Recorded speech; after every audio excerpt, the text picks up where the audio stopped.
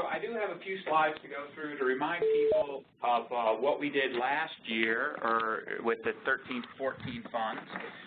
Try to just kind of go through this fairly quickly since we're a little bit delayed with the phone. We do have this 5-year plan. I'm happy to have, very happy to have the team lead shown in kind of that middle block of adaptation mitigation with Dennis on the call, Andy Hansen with Impacts, who's now got postdoc Nathan Pekelik working with him.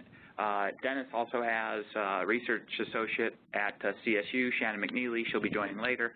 And then we got Joe Barsugli as a climate driver. So each of the foundational team leads are on the call, and then the top part there is configuring this resource for vulnerability assessment, adaptation, and mitigation planning. And in the early years, trying to set up and configure what that is, and then in the later years, try to utilize that. And I actually do think we're starting to do some utilization of that. We've got a state wildlife action plan with the Colorado Natural Heritage Program as just someone that's coming to us with this. We got the Park Service doing some stuff with some climate primers, as well as the 3 funded projects that are part of what we solicited last year. We use this framework. It's overly simple in some ways, but it's well vetted through the scanning the conservation horizon. We've all seen these sort of iterative loops, but what we liked about this is to kind of give a left side that's more or less the LCCs and stakeholders, a right side that's more the research component. And there's a lot of overlap between the two, and there's a lot of iteration, but that's kind of from our 5-year plan what we adopted as kind of a vulnerability assessment kind of action. And then sort of in the same regard, we're looking to have the work funded through the solicitation that will come out is kind of a process that's going to go through those steps, identify conservation target all the way to implementing some actions or some planning where climate science can contribute to that. And then across, kind of doing as these examples help define and kind of cut across the foundational science areas and the development of the revamp infrastructure. So that's all I had. I can open it up for questions as I switch to, I think on the agenda we would go next to Great Northern. So any questions while we switch over to Tom to present? Hey Jeff, this is Mike. Just a real quick clarification perhaps. The state that's coming to you with some of their swap needs, is that specific to climate questions, or is it broader than that? It's specific to climate questions, kind of habitat modeling and projecting climate. So they're doing a bit of work, and we're having a session here in the Resource for Advanced Modeling where we're going to predict those habitats into 2050, maybe 2100, depending on what climate predictions we have. Probably using what came out of the foundational science area with Steve Running's 1 kilometer temperature data as part of it, and the BizTrails software for assisted habitat modeling to do that work for them. But pretty focused, it will feed into the bigger plan, but we're contributing that climate part. Great, thank you. Sure.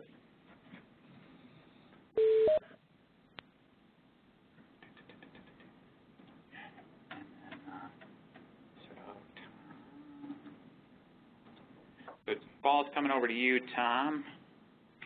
Hey, Joe, it didn't look like I have to, oh, you have to share my desktop. Here we go. Yeah. Okay.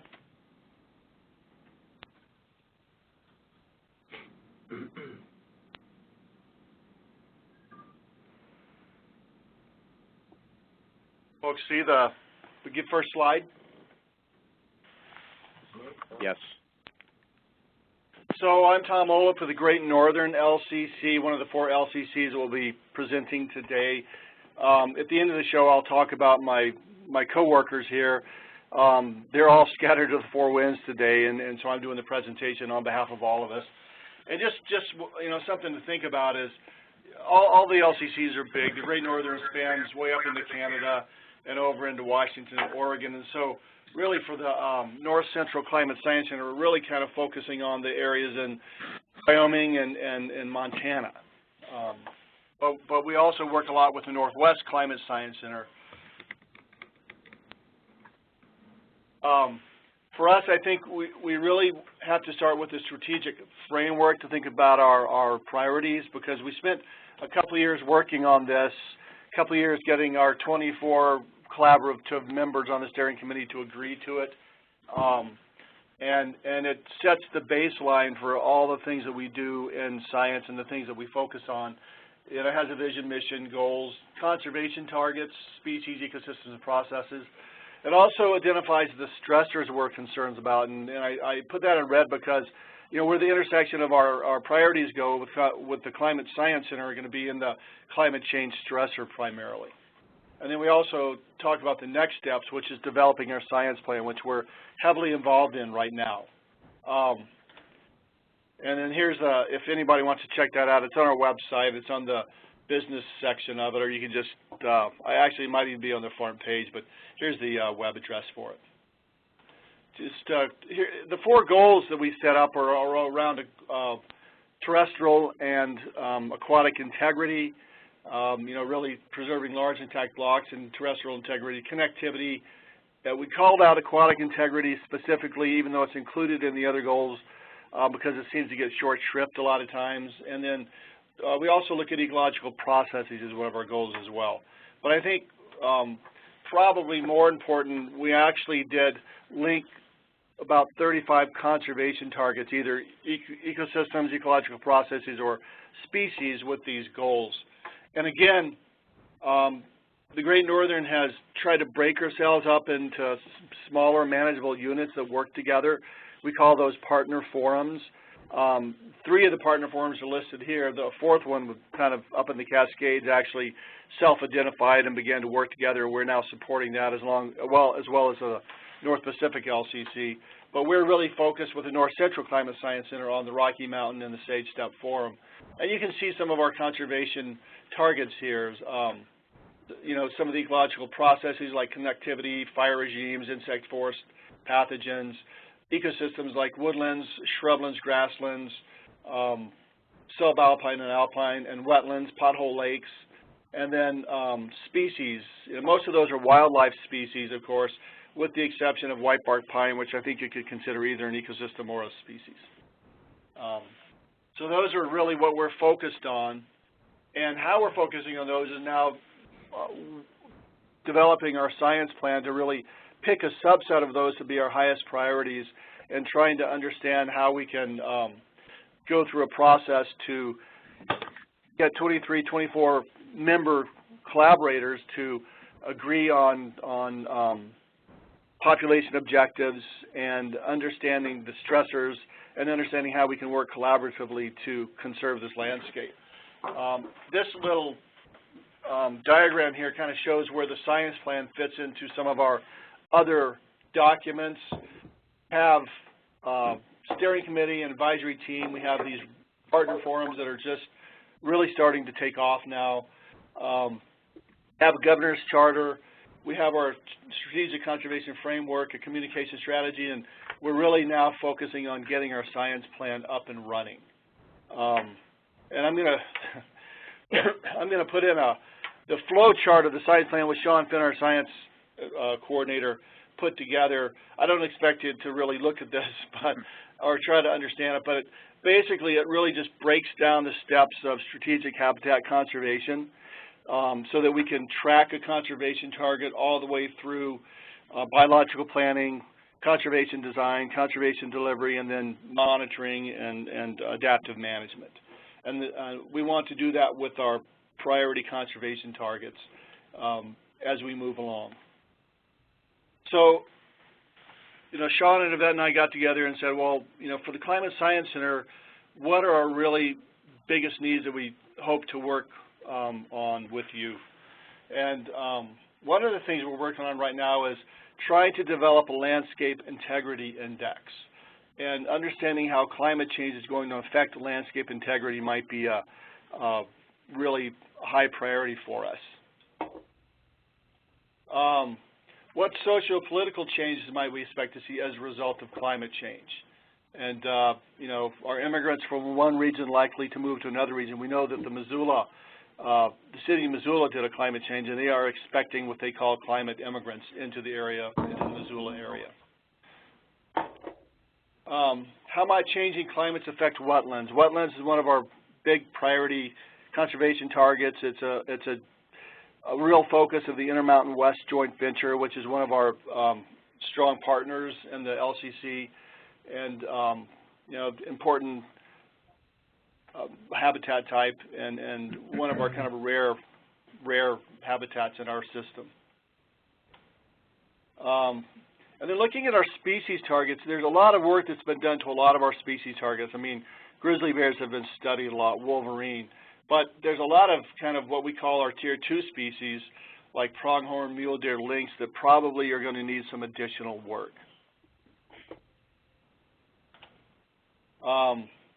And better coordination, collaboration with Canadian climate scientists. And I don't know if Steve Running, if you have you know, a lot of coordination up there, but it's really hard for us to coordinate across the border on data management.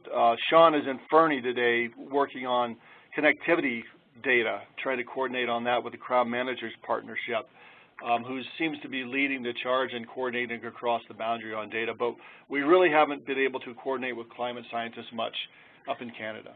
There is a Crown of the Continent Land Managers Forum that's making some efforts in that regard, because overall it's exactly what you say, that at the international border all the boundaries are just set, and there's not much interaction back and forth. Yeah, and Steve, their 2014 forum is in March, and it is on the topic is climate change, and so that may be a good place to get started on that. That's a group that I've worked with a little bit over 3 or 4 years, so if there's any place to start, it would be trying to engage with that group. Okay, good. That's good advice. And I think our last area is climate change training, and I know Jeff and Geneva, you've got the vulnerability assessment training going on this year. You know, what's supposed to be in the fall, of course, the shut that down. But you know, we might also want to see a climate smart training, the new NCTC training in the Great Northern as well. Some of the other LCCs have actually sponsored that training this year. So I think climate training is something we would love to see. We would love to work together on. You know, I would be remiss if I didn't mention our data management portal, LCMAP, and I think we should have some conversation. I know, Jeff, you and Sean spoke, but probably have more conversation about your data management plan and about your Center for Advanced Modeling and how LCMAP might interact with that, and how we might get, you know, joint users of the two systems, if you will.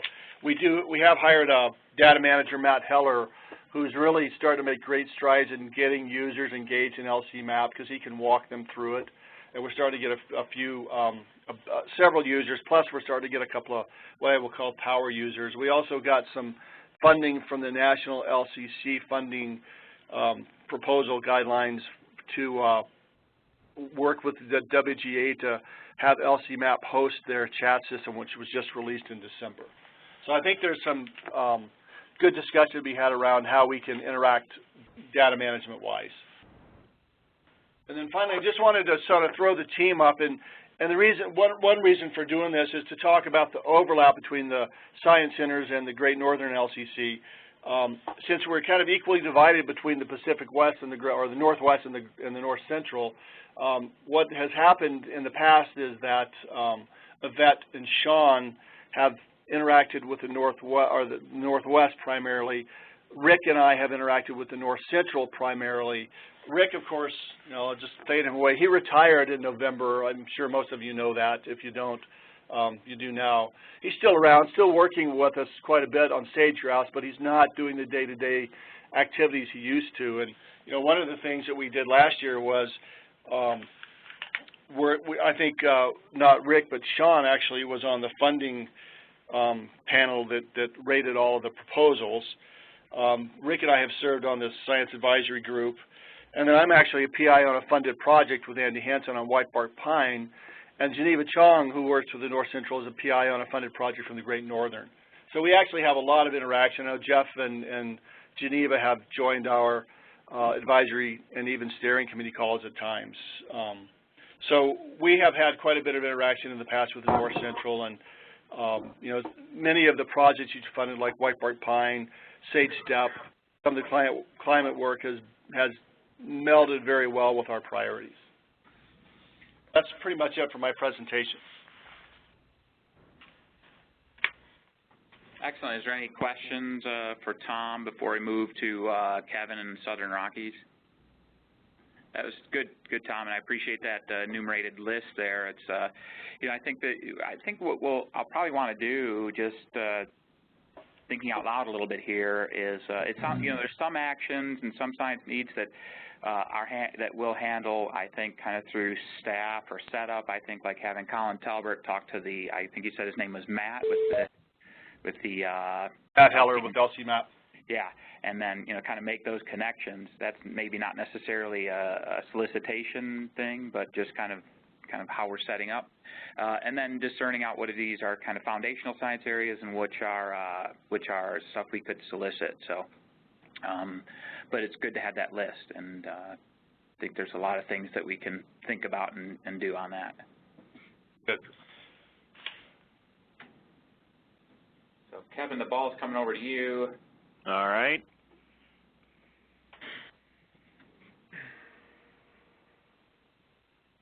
You'll have to go to the WebEx page to share your desktop, of course.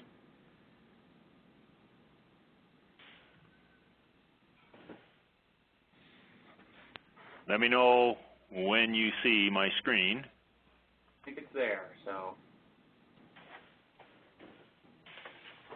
Yep, we're seeing it, Kevin. Okay. Well, I think it's showing on the other screen. That looks good now. Oh. Are you seeing the whole thing, or are you still seeing the... We were seeing the whole thing, and then we jumped away from it. So, okay, because I got two screens here, and I thought I was sharing. When you go to share your desktop, it does a little ID of which screen you're going to share. Yeah, and I clicked on that. And Seeing it, Kevin, if it just go into the slideshow mode, I think you'd put it on my screen anyway. okay, so dang, I can't get this.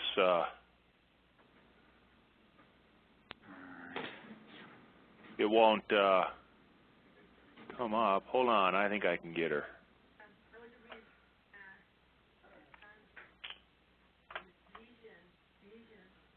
Maybe not. Well, I can do it this way. Can you guys see the screen? It's a little, we're missing the top and a little bit to the right. Yeah. Crap, now I can't get back to... I don't know if you can do escape, and because are you showing like presenter view on the on the different screen? Jeff, can you take the screen back and reset? Yeah, that's what I was going to say. Take the screen back and then give it back to me, and I'll click the different screen. Okay.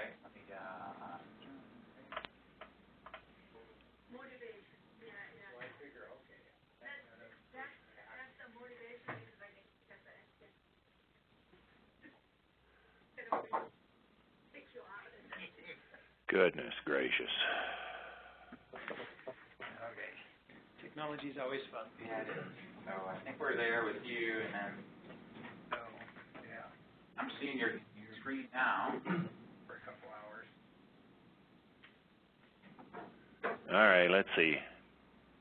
I'm slated to get a new computer this year, and I've been having issues. Okay, what about now? Perfect. That's perfect. All right. Yeah, Thank you. Sorry for the bugs. It's still easier than getting on the shuttle at 3 a.m. Yeah, all right. So, okay, the Southern Rockies LCC. Some science needs that the Climate Science Center could help us address. That's what I'll go through. So, you've all seen this screen, I know, this shot. It's just a re-reference as to where the 4 LCCs that you're going to hear about today sit. Up here, the dark green, that's the Great Northern. Over here, 13, that's the Plains Prairie Potholes. the Great Northern, or the Great Plains LCC, and then here is the Southern Rockies. And so we're kind of looking at this area right here for the North Central Climate Science Center. So this gives a kind of a landscape view of the Southern Rockies LCC.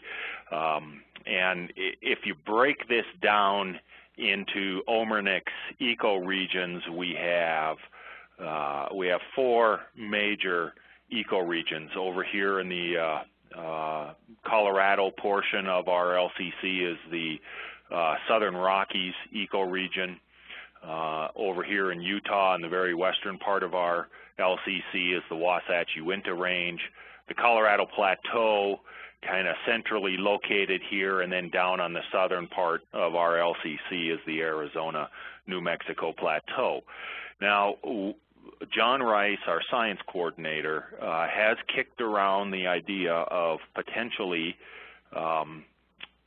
structuring our LCC similar to how the Great Northern has done their eco-forums. They had the Sage Steppe, the Rocky Mountains, and the Columbia Basin.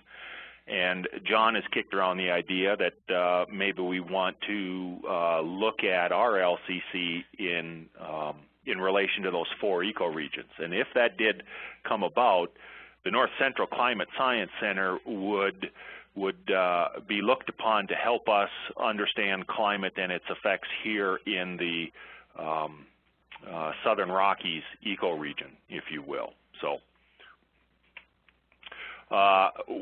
where we're headed with this LCC in terms of identifying our conservation focus, identifying our science needs, is through what we're calling a strategic synthesis. And I think you're going to find all 4 of our LCCs are pretty much trying to do the same thing, we just have different names for it. So our strategic synthesis is composed of 3 parts. The first one is identifying what are the shared resources in those priority managed elements. What is it that our partners are actually trying to manage in terms of natural resources on the landscape? And then go in and identify our conservation objectives, measurable conservation objectives and science needs for those priority managed elements, and then do a capacity assessment and a final strategic conservation framework, very similar to what Tom Olaf mentioned with the Great Northern. Now, we went through, and our priority resources, these are the managed elements. These are the things that our partners are actively managing. And we identified 5 of them. Cultural resources is one. Now, we recognize that's a very broad category, and so we are working with our tribal partners to further narrow this down in terms of what is it about cultural resources that our tribal partners are interested in. It could be medicinal plants, it could be cottonwood and willow for its purposes, or it could be mule deer, golden eagle, etc. So we're working to refine this a little better. Next is mule deer and elk. We have native fish, sage grouse, and then stream flows. And stream flows is both from an ecological perspective as well as a societal perspective. Delivery and storage of our water resources for human consumption and human use as well. So those are the 5 focal areas. So our goal or mission, if you will, now is a landscape that supports desired conditions for the priority resources. So that's where we're headed with this LCC, and we're using this adaptive management framework. We call it our circle of life, and it's no different than virtually every other adaptive management framework that is out there. You can Google it and you'll get 16 different designs of this very same circle. Basically, you just identify what you're going to work on, identify what you want to accomplish, and where you are, and then how you're going to get there. You do it, and then you monitor and make your assumptions, and you develop research to help you work yourself through this circle. So that's kind of the strategic framework that we're working through in this LCC. So Management, I want to talk a little bit about management, what we mean when we say management at landscape scales. Management is actions that are associated with restoration, manipulation, or protection. And our goal is to develop the science and the decision support tools that will answer the questions, where do I restore? What do I manipulate? When do I protect? When do I restore? Those types of questions, the where, what, when, why, who, and how questions. And then provide that for the resource managers so they can restore, manipulate, and protect at landscape scales to conserve and develop or to create a landscape that supports and sustains our measurable objectives for our priority resources.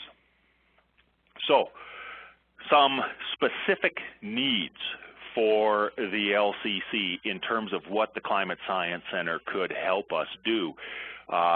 One is, the question that we're asking is, how do we make this landscape and our priority resources adaptive and resilient to climate change? That's a big question we're asking. Wherever the Climate Science Center can help us, that would be wonderful. The other thing is recall back to the model that Jeff presented in his introduction, and I think people reference it as the GLIC model. And step 2 of that GLIC model is vulnerability assessments. Now, the first step is identify what you're going to work on. We've done that. Step 2, vulnerability assessments to climate change. If the Climate Science Center can help us conduct and complete vulnerability assessments and identify strategies to mitigate or address or make our resources more adaptive and resilient to the climate change, that's something that we could use. I'll give you an example of a vulnerability assessment that we'd be looking at, and it's on our website, and I apologize, I didn't put our website URL in this, but it's southernrockieslcc.org, and you can Google it, you'll get it. Okay, so on our website we have a list of our projects that we've funded to date, and one is with the Nature Conservancy in the Gunnison Basin. And the Nature Conservancy went in coordination with multiple partners. They went into the Gunnison Basin and they conducted vulnerability assessments on 23 ecosystems as well as 72 species. And based on the vulnerability assessment, they then identified some conservation actions and strategies to put on the ground manipulation and restoration actions in place to address Gunnison sage grouse. And so now they are actively putting conservation action on the ground, building watershed structures and rock structures in the head cuts of some of these upper wetland areas of the Gunnison Basin.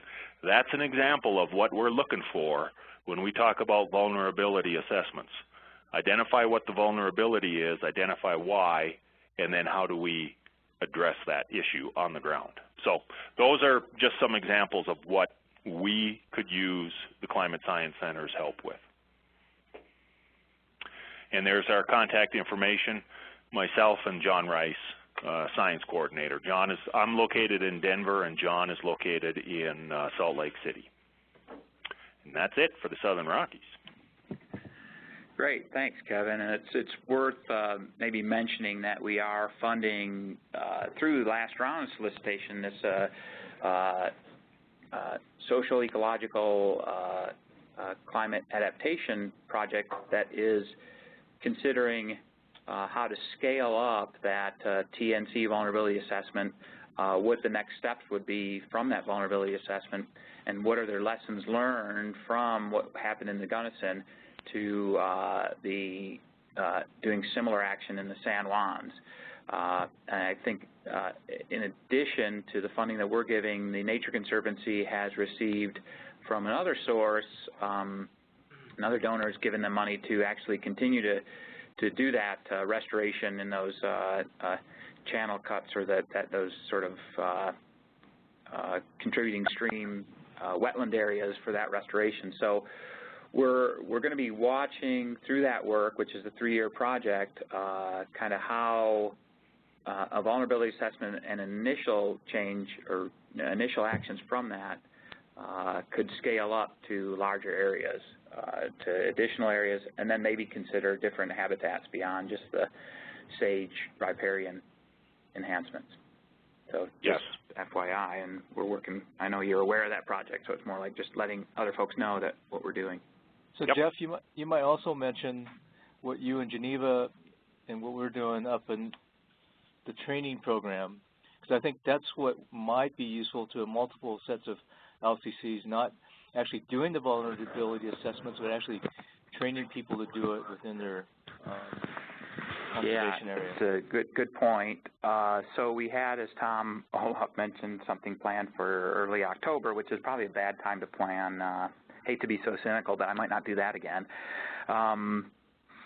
But it will be, the good news is it's going to be offered again, and it looks like everybody that was signed up to do it the first time is signed up, and then we've got a couple extra new people as well. So that's been, that's been the silver lining on that cloud. A couple of things related to that. I would encourage anyone who's interested in going and have representation from the LCC at that training would be great. So if you're not signed up already, there's still slots available, probably about 10 slots left. You can get it through the Department of Interior's Learn, or just send a note to me and or Geneva. If you don't have Geneva Chung's contact, send it to me for sure, but Geneva's helping us arrange that climate change vulnerability assessment course.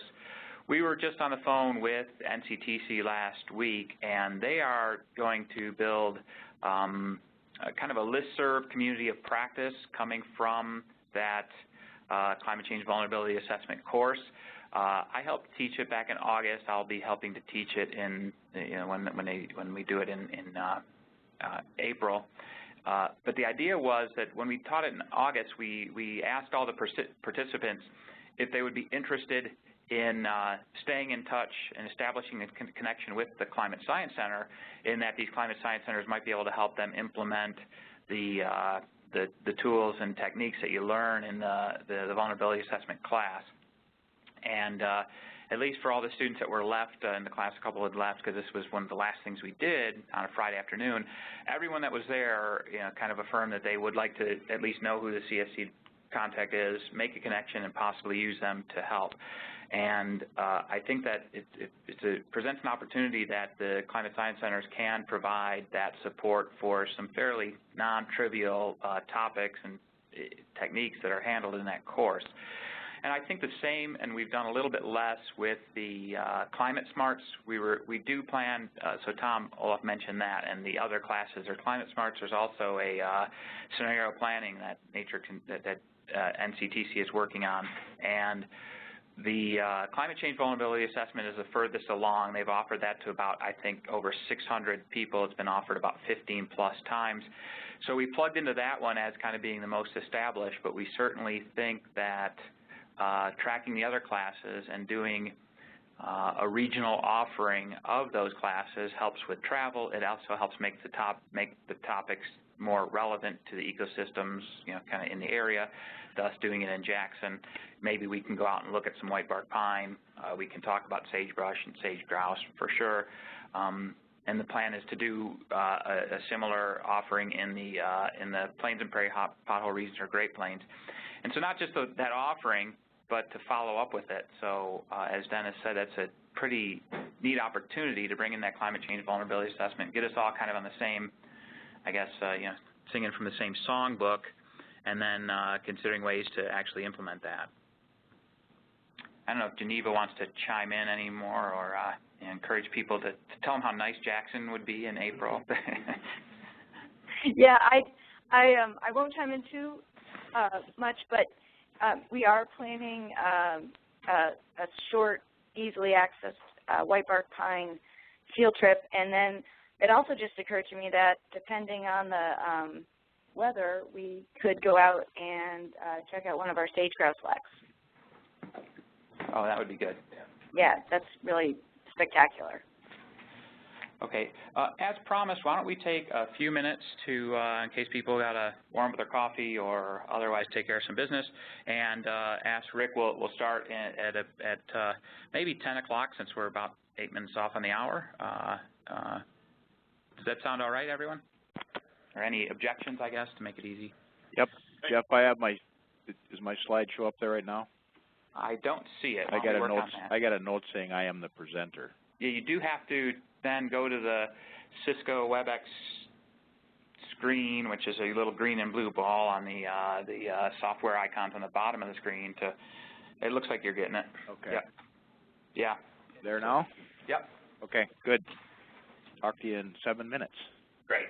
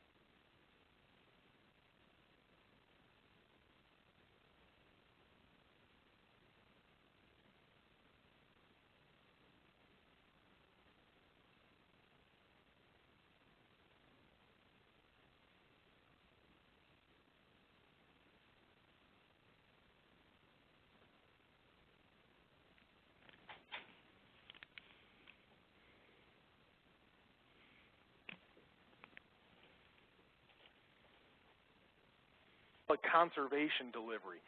And we also get engaged in the outcome-based monitoring from the sense that what we often try to do with our partners is help develop common inventory and monitoring protocols so that we can get on the same page. A lot of times states and agencies are actually monitoring species in different ways.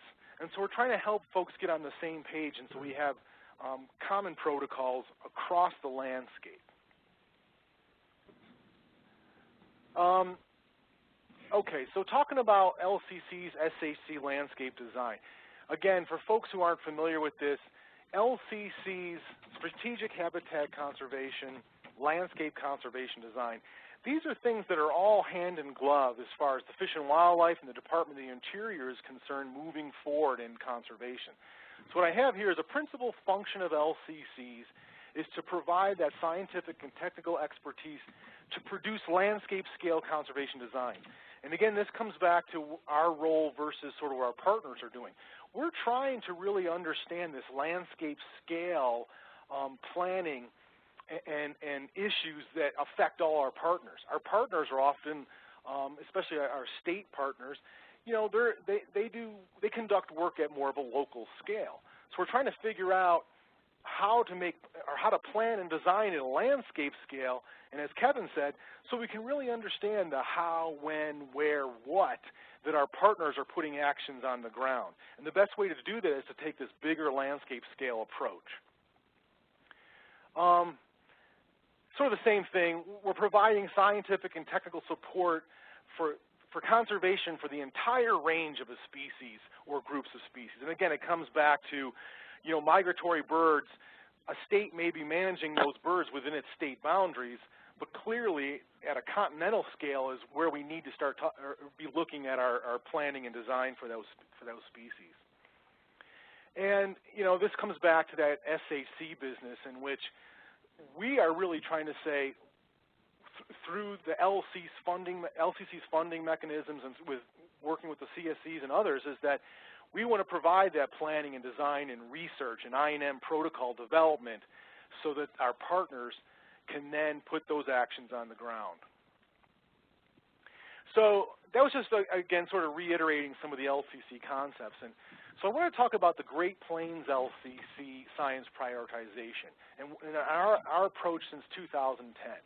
And so one of the things we did early on is we recognized a suite of priority species and habitats because obviously we were trying to find commonalities amongst our partners. And so one of the first things we did is we looked at our habitats. I have 5 habitats here. We actually have recognized a total of 7 habitats. But I'm going to go through these 5 because with these 5 we designated some indicator species. So what we did is we looked and we said, by understanding the presence of indicator species, that'll denote specific environmental conditions and structure and function of habitats within the LCC. And research and monitoring of the habitats and life cycles of these species will benefit others.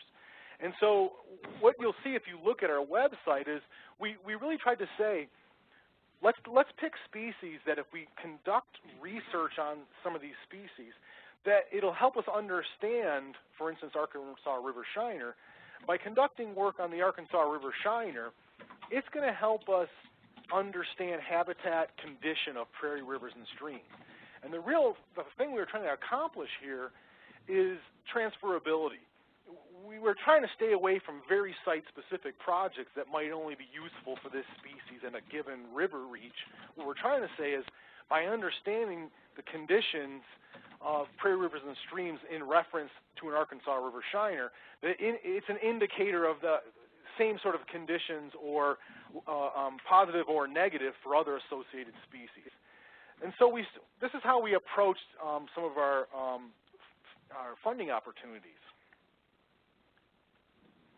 Now, one of the things I wanted to show here, and I've shown this a few other times, and maybe this is getting old for folks who have seen me with a few times on this, but I wanted to bring this up again for this group because I wanted folks to understand that, you know, from our partners' perspective, they're dealing with issues down here in the species scale impacts and habitat scale impacts. Again, they are managing and trying to conserve species and habitats.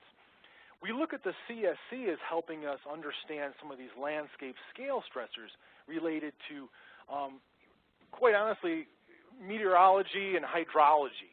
And so what you see in between here these are those different scale effects. And so we'll talk about this a little bit later when we came together and had a few things we wanted to mention to you on a sort of multi-LCC issues is what we're trying to say is, you know, we understand that the CSC is probably getting engaged in this type of stuff with global circulation models and downscaling, but we're down here trying to figure out how to manage our species. And so there's a lot of this sort of intermediate or various scalar work, and that's part of sort of that connect or disconnect of how the CSC's work relate to our partners' work. And so the other thing is some of our different funding opportunities, as I was mentioning, some of those indicator species, we've also shown this and shared this with researchers about if you can help us understand how changes in river hydrology, timing, frequency, duration, magnitude, things like this, if you can help us understand how that affects geomorphology and barriers to migration for various species, that's going to really piece together this bigger picture, these different scales of issues that we're dealing with. So let me just get to some of the specific stuff. And again, you know, like all the LCCs, we've gone through a lot of processes. You know, we've had science workshops, we've had technical teams together, we've prioritized lists, we've come together on a lot of stuff. And so again, there's more detailed information in some of the documents that are on the website. But for this group, I really wanted to boil it down to a few of the bigger picture stuff that we're looking to the CSC for. So under PLIAs here, and last year we funded 11 new research projects based on PLIAs and prairie rivers and streams, those two systems, two habitat systems in our LCC. But I wanted to show this as, if you look at letter A here, this is what we're dealing with, and that is number and distribution. What number of PLIAs and in what spatial arrangement is necessary to support migrating and wintering wetland birds? That's a big issue. Changes in that spatial pattern due to climate change. And so the reason I have B highlighted here is, again, that's what we're looking to the CSC for help with. How will that spatial and temporal changes from climate change, how's that going to impact these migratory birds and the central flyway? And so this is the type of thing we're trying to understand, these shifts. And so that when, again, with some of my colleagues' slides, is we're involved in restoration, acquisition, things of, where should we be putting our conservation dollars on the ground? Where's the best bang for the buck? And understanding those changes, temporal and spatial changes, is really going to be beneficial. This other business, sort of like the uplands, grassland effects on climate condition, and there's a lot of issues with climate change that we're interested in. What are those sedimentation dynamics of plies? How are they going to change with extreme drought, with a flashier system of precipitation events, extreme events? How are those dynamics changing? Another issue is how will climate change alter grassland species composition and structure? I mean, a lot of times, and this goes with a lot of different species, we hear sort of this basic idea that species will move northward or, elevationally, they'll go higher. But that's very simplistic, and so we're trying to figure out how those species compositions and structure will change. And then this letter C here, where is prairie agricultural conversion likely to happen? You heard from Rick about how, with changes in commodities prices and what have you, that some places that were lucky enough to sort of still be prairie in this 21st century are now being converted to cropland. But the flip side of that, too, is in places, especially in the southern Great Plains, where extended drought is taking place, where the Ogallala water levels are decreasing such that it's no longer economically feasible to pump the aquifer, there's a sort of an opportunity that the last several decades where we had croplands, maybe that'll be no longer economically feasible to have croplands, and so there'll be a conversion likely to prairie because of just a lack of agriculture. So where are those spatial patterns? Where are those changes going to take place? Another one of our big science priorities, again, from the last 2 years' RFPs is, again, this comes back to these changes in these circulation patterns and, climate and weather. So one of the things here is research on the alteration or fragmentation of watersheds, because we really need to understand on these prairie rivers and streams, where we're going to have drying events, and what are the changes in base flow conditions, and how do these flashy systems, how do they affect sustainability of priority species. Also, research in the development of water conservation and management strategies, because with greater stress on our systems, with changes in climate, with more people, industry, agricultural stressing our systems, we need to have better management strategies on how we're going to manage our rivers and reservoirs and groundwater pumping management strategies. And this need for data and information, the status and trends of species and habitats, a lot of that it's sort of all wrapped up in there. Is that a big part of what we're trying to do is say we need really good data now to understand, to see those changes.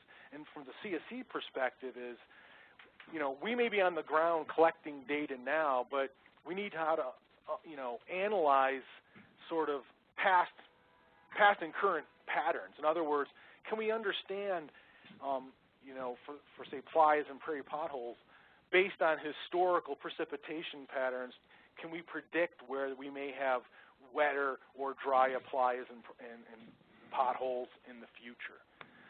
So again, sort of that big picture view of things.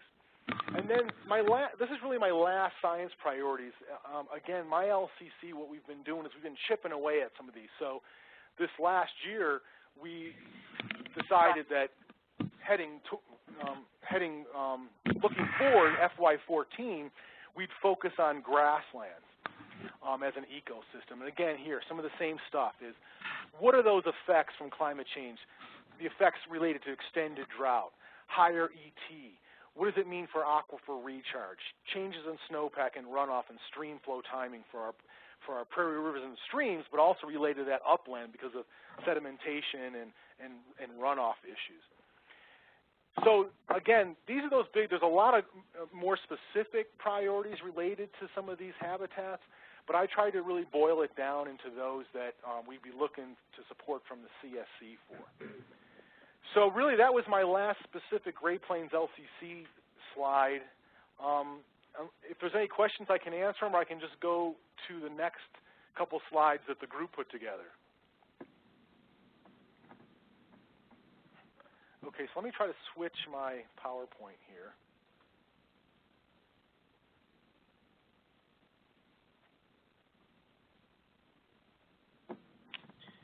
Just a comment, James. This is Dennis. Yeah. One of the things that we're doing sort of across CSC joint effort is actually looking at drought issues and looking at new products for ET and soil moisture across the region. So that would be, I think, consistent with some of those points you just made. Okay. Yeah, it's good to know. Okay, so folks, these next two slides, I mean, basically one of the things the group here, the LCC folks on the phone we talked about the other day was, this was a really great opportunity for us to share with you our priorities so you could understand. Some of it's general, but some of it's specific. You'll see overarching needs and what have you that are really related to our sort of our work with our partners and what our partners are saying to us. But the other thing we wanted to sort of do is the inverse of that and really talk about what we feel we need from the CSC in the sense of, we're trying to help you understand what we do, and so part of this is us trying to understand what you do and what some of those blank spots on our understanding and what we're hoping to convey to you. So this is where I'll go through these two slides, and my colleagues are going to jump in at any time here. But you'll see here this first bullet says, what innovative methods, research into innovative methods can the CSC develop to communicate the science to land and water managers so they understand and know how to use it? And a lot of that comes down to is that, like Rick was saying, the climate change issues that we're dealing with are almost always the last thing our partners are talking about. They're swamped they're overworked. They don't understand what you do. They don't know how to use the products that you put out. And so part of this is trying to say, you know, and maybe this is part of this next RFP, is not just climate science, but these methods to communicate and to really bring that information so that it's really useful to those managers.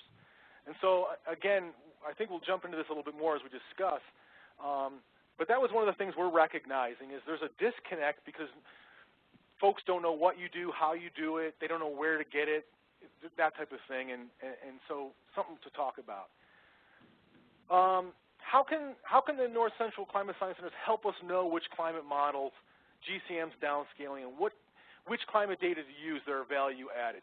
Sort of the same type of stuff is, you know, we're hearing a lot of things about, you know, we've heard about some of the predictions the IPCC made in 2007.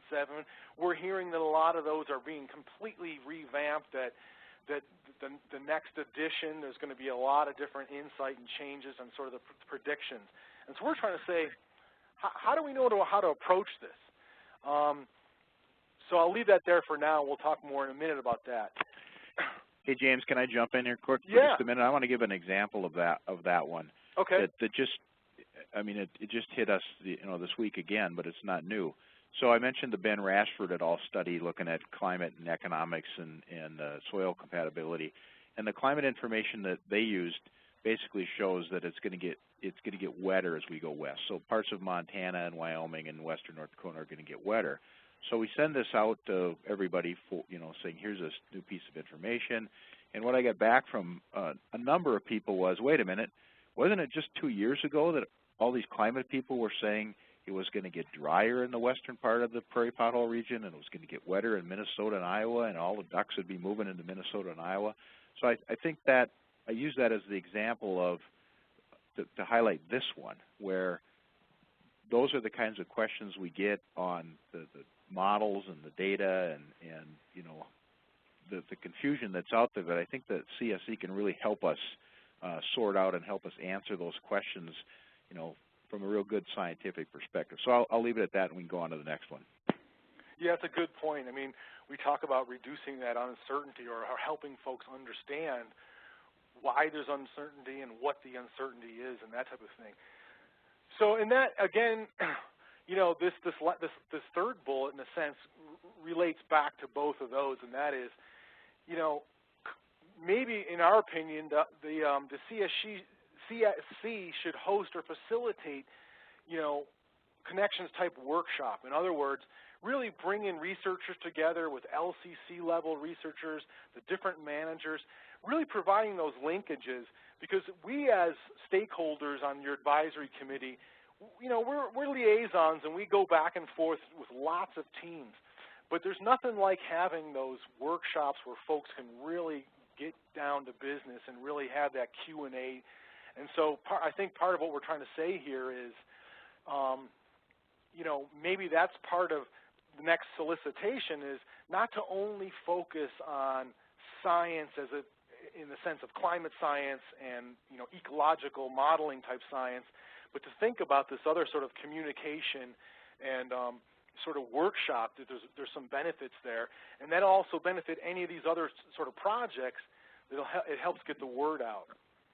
So I'm going to jump in again, James, for a second. So this, to me, touches on this human dimensions work that I think we see as so important. So here's an example that we struggle with up in this part of the world. We've got utilitarians up here, and so they don't act until it's too late, right? When the last thing is gone, then they get excited and wonder why somebody didn't do something.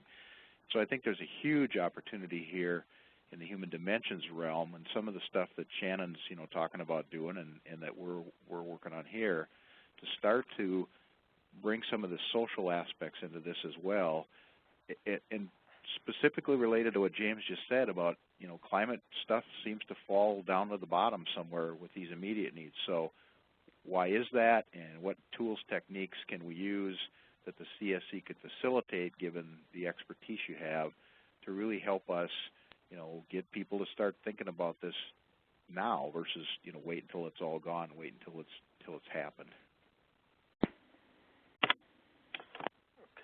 Thanks, Rick. And so this is our last slide here. And I think in a lot of ways, you know, especially with Rick's added comments, that a lot of this is just exactly what we're talking about. You know, these enhanced operating procedures, principles, structures to collectively figure out what we, the LCCs and CSCs, need. I think, you know, with the LCCs brand new, the CSCs are brand new, you know, that we're still trying to figure out how we work together. We're trying to figure out where we overlap, where we shouldn't overlap. And I think a lot of, again, talking about that if we only focus on sort of climate science and then somebody else takes it and uses it for LCC science, that, you know, we're maybe still not working together as well as we should. And so I think that that's really what we're trying to say here, is that we need to do a little work on how LCCs and CSCs collectively come together and work together.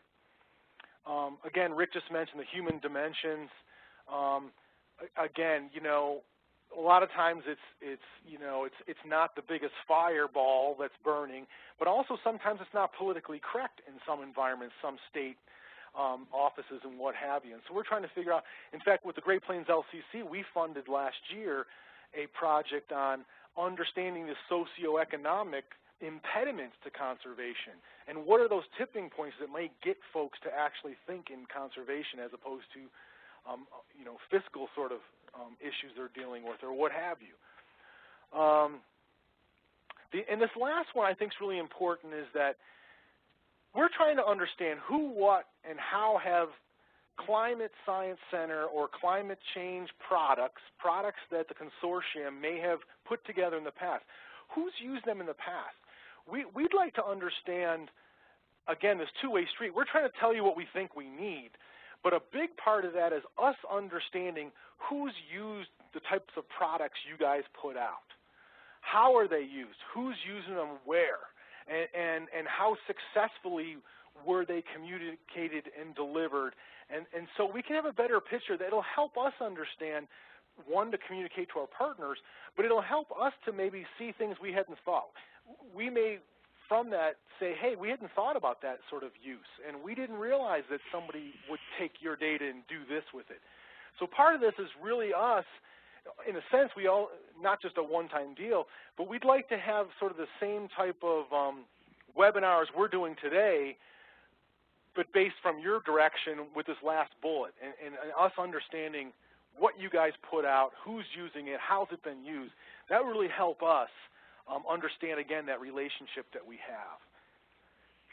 And this is Kevin, and I'll add a little to that last statement there about, you know, we recognize that the climate science centers are more intimately connected to the peer research community than LCCs are. And we understand the need for you know, the researchers and their needs for publications, et cetera. But in the LCC arena, it isn't always so much about new research and new data, but what's the synthesis of existing data? How can we take existing data and put it to use? And not only the existing products and existing data from climate science centers, but how can the Climate Science Center collate, synthesize, et cetera, existing data that's been generated elsewhere and put it into products that we can use?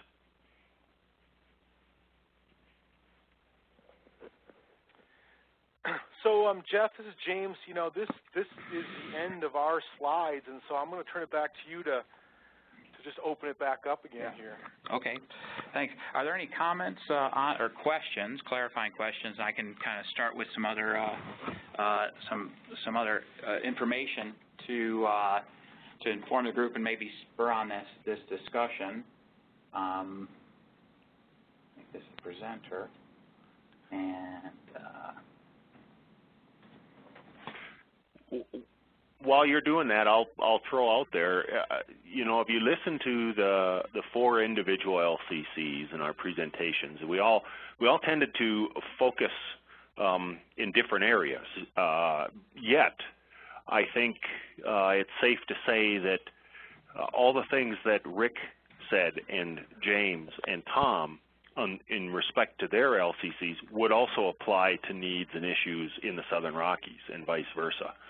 So even though, you know, we didn't, each one of us talked specifically about certain things, I think you can look at all four of them as a whole, needs across the LCC, or across the Climate Science Center geographic area. Well, I think it's really neat, and I really appreciate you guys coming up with those last two slides. I think what I'd like to see the discussion go, we've got the foundational science team leads on the call, Andy, Dennis, and Joe. You got myself. We've got other staff members, and we've got Warren Day. And I think one of the things that we do is we balance between our directed money in the foundational science areas, this resource for vulnerability assessment, adaptation, mitigation planning, where we, in the previous year, solicited very specifically for management directed research, and we also have this capacity building component, which is some of the phenological observations we're doing with tribes and with the America View program as a kind of sidebar, but that's where the interaction with the National Conservation Training Center comes in.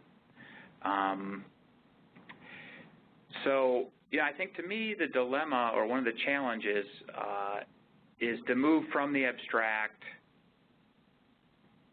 provide better climate science information, stay in touch, communicate products and procedures, to the specifics of what that looks like.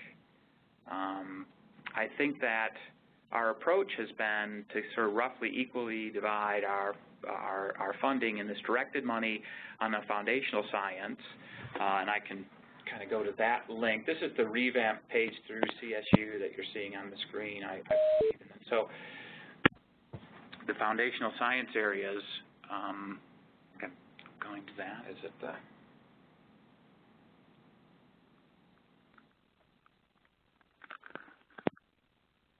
It's not going to...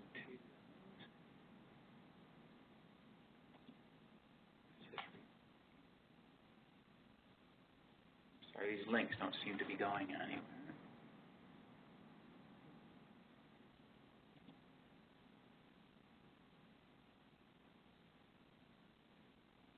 This is sort of frustrating.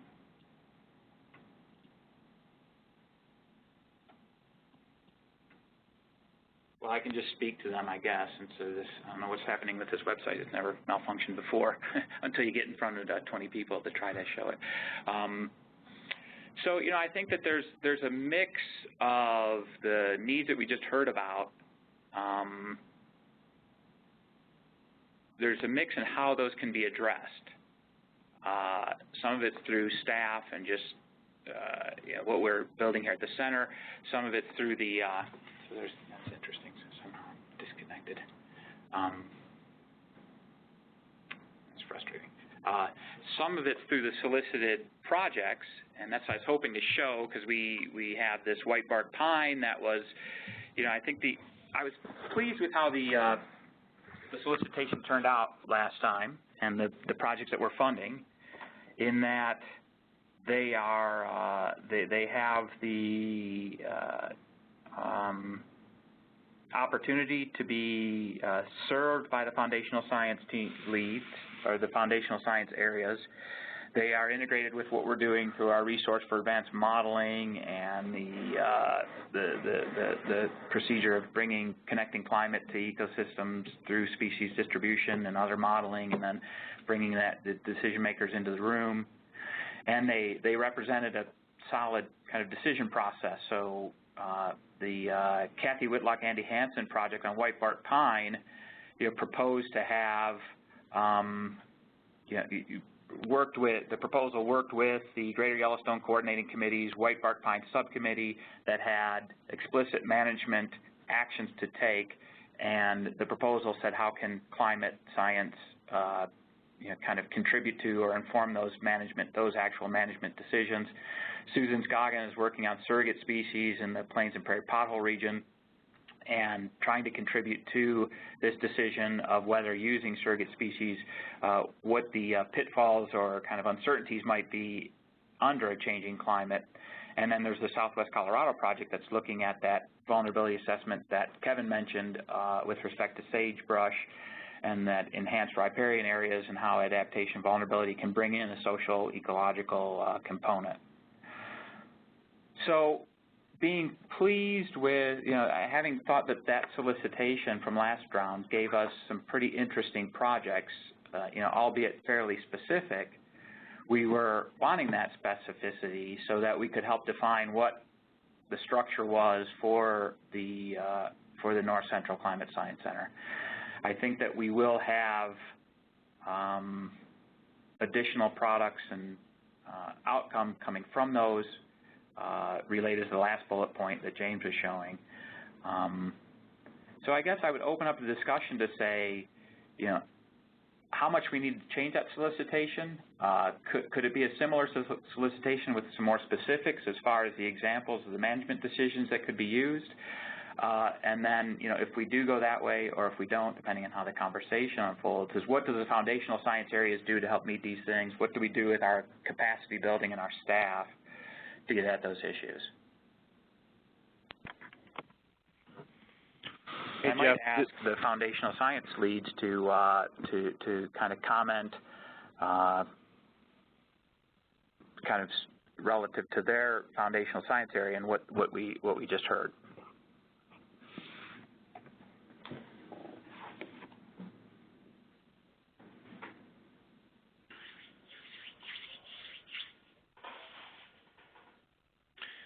This is Andy. I can make a few comments. I thought the presentations were great. It was really instructive. Relative to particularly the last bullet points about communication of climate projections and ecological response, I think that those are really, it's really great to see that expressed explicitly by you all. I can say that in the with regard to the Great Northern, we've been trying to specifically address those questions of what's known about how much climate has changed over the past 100 years, what's known about the projections for the future, what are the levels of uncertainty with that.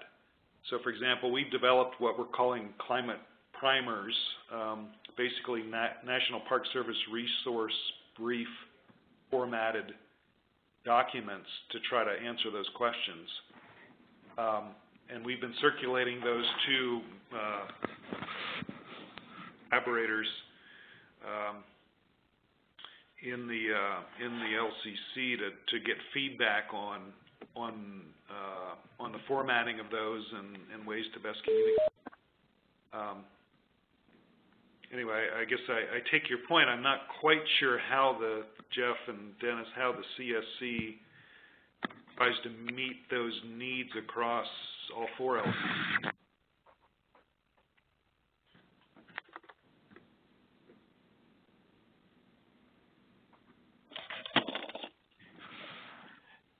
So, Dennis, I guess some of the issues of trying to do some region-wide analysis that provides some common framework of some of the climate implications on things like soil moisture, looking at issues like drought and how that is manifested between temperature increases or lack of precipitation and the changes of that would affect these ecosystems, and then how these might also affect different landscape ecosystem processes, are some of the things that we're looking at that provides more of a common set of climate to impact analysis. The more nuanced issues of how then management implications will be affected by those more large-scale changes would be something that we need to develop more carefully with the LCC partners or other management entities within the region. Yeah, this is Joe Barsugli. Can you hear me? Can you hear me this time? I'm having trouble with my connection. Yeah, you're coming through. Great. I guess I missed a little bit of this last bit of the conversation, but I wanted to say that when we sort of got our group together and were discussing this summer and this fall what we wanted to do, it was really recognized that the foundational science areas we wanted one of our roles to be synthetic, as you mentioned in your in your bullet points at the end, to create syntheses across the region or parts of the region of the science, and to try to at least start making these concepts useful, if not exactly getting them all the way out into practice. Because realizing that the scatter shot of little studies here and there, or even big studies here and there, can sometimes be not very useful. So, one of the outcomes from that is, Andy, from your impacts group, you have Nathan leading that paper, which is starting to, which may have been mentioned when I was off there, but is starting to do what Dennis said, which is to start to talk about, to get some broad conceptual framework across the region as to how species interact with drought and ecosystems interact with drought. So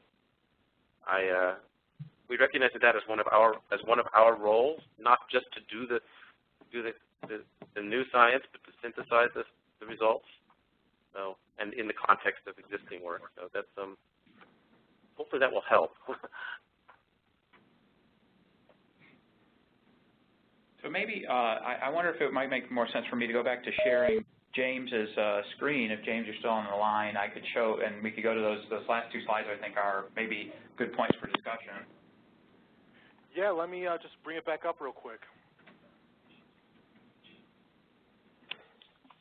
While you're doing that, Jeff, I wonder if we can get copies of these for further reflection. If all these slides, I think they are quite helpful.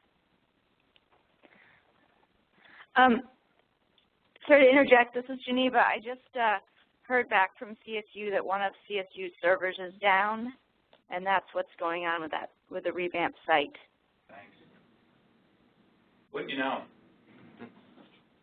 So it only happens when you're trying to show it to a large group. Exactly. You got that? Yeah. I can toggle or whatever.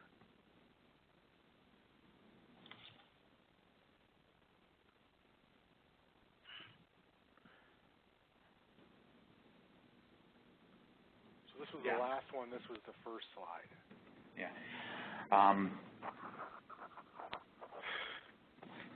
So I think that the first two bullet points are kind of the issue that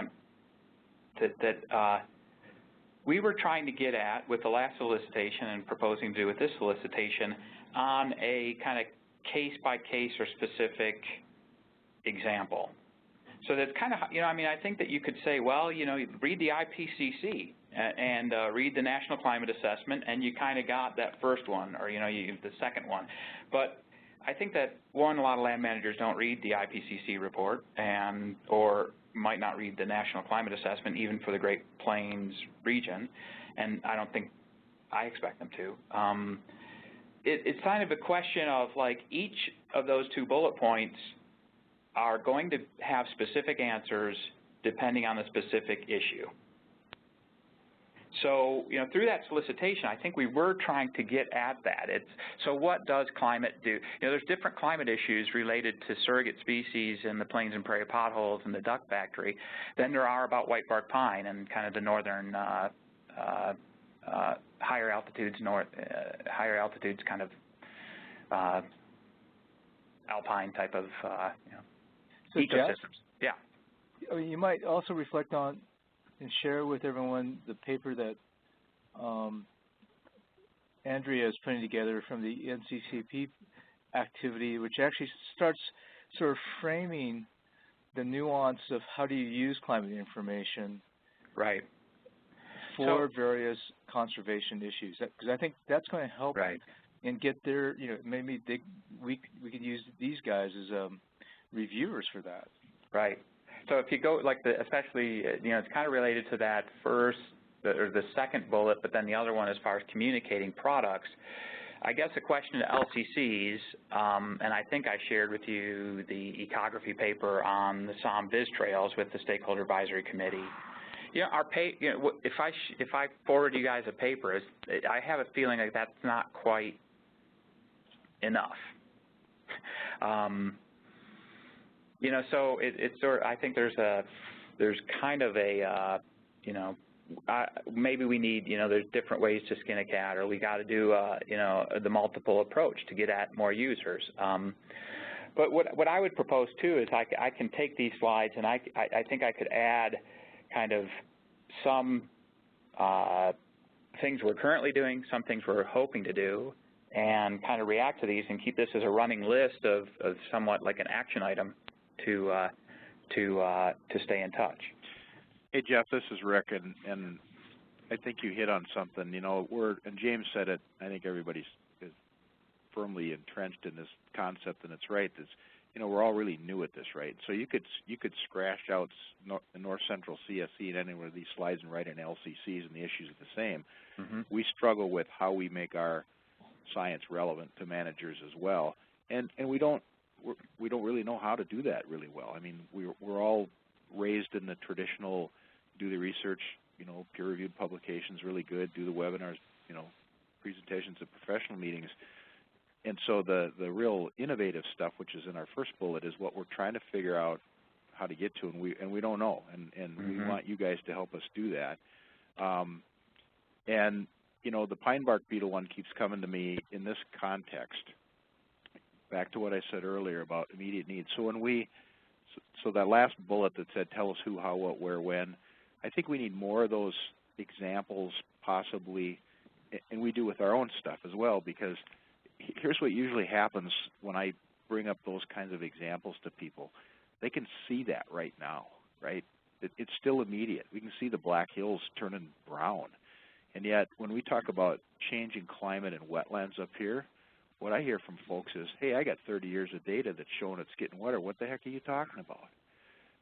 So it's still that, how do we help people think beyond, you know, the crisis, you know, of the moment, or, you know, think beyond, you know, how it's been up here. The stationarity issue keeps, you know, coming to mind.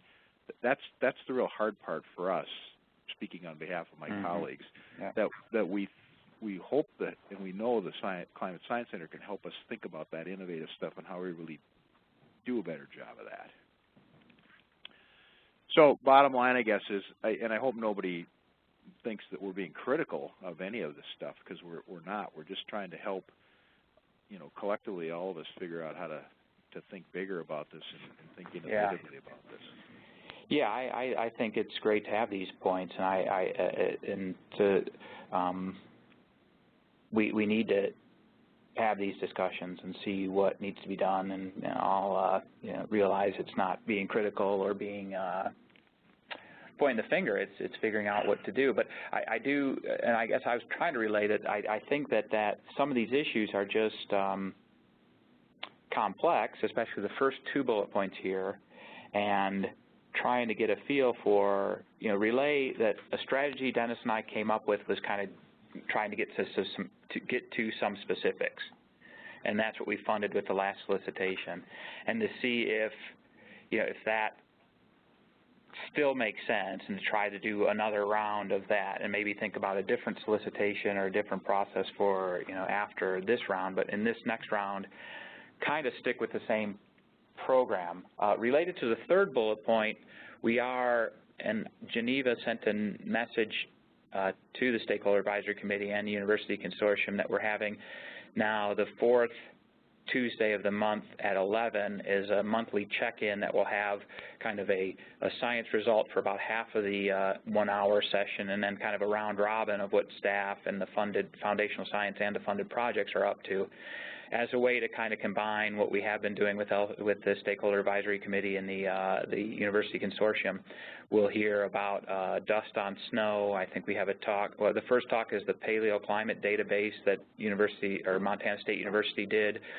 Joe will talk in February or bring a speaker on dust on snow and implications for that. And then we'll have the Southwest Colorado project and the adaptation framework that the adaptation group has developed coming up, I think, in the third and fourth, kind of splitting those kind of topics in the third and fourth months, so March and April.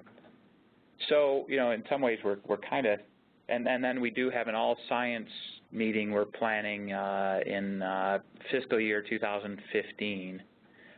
So, yeah, that's just, I'm kind of changing topics here, but, you know, going back to the first two bullet points, is the current, one of the things I need to get to the national office spot in February and iterate with the LCCs and stakeholders is a solicitation.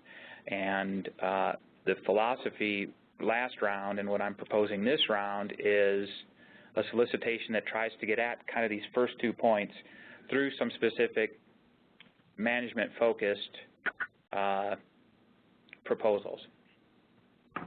Hey, Jeff, this is Aparna. I just wanted to jump in real quick. And I feel like the climate models and climate data bullet point, the second one, it's something that all of us as CSCs are struggling with. And I know there has been some discussion. There's a climate scenarios working group that cross-cuts CSCs of how do we approach this so that we don't have each CSC, you know, doing things from a different way or having different metrics or using different standards. So I think that this is a really sort of large, complex, challenging problem to work with. And so I don't know how much of it you want to forge ahead on your own, because I do feel like it's something that we should all have a consistent approach to, and I don't even know whether we're at that point yet. Yeah, good point. I mean, this is a nationwide or a, you know, kind of climate-wide issue. One of the things we're doing in the North Central is tapping into the USGS geodata portal. So that's a national capacity that you know, hopefully we'll have some kind of results that can be communicated with folks, but there's kind of a lot going on behind the scenes that I think is going to be exciting to roll out in the next year or so, and that is doing species distribution or ecological response modeling. You know, in general, what NOAA and the climate community is suggesting is that it's not picking the best climate model, but using all but the worst climate models.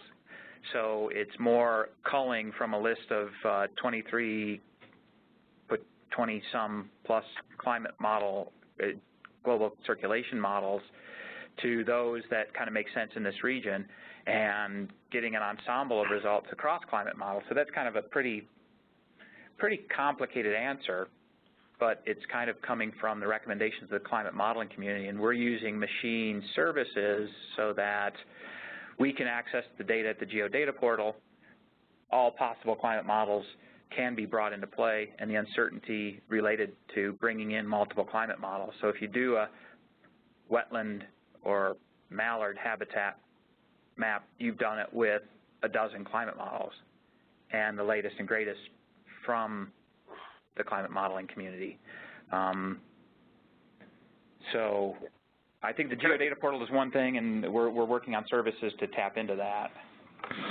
But more importantly, this is Joe, that it's not just which data, but how you use it.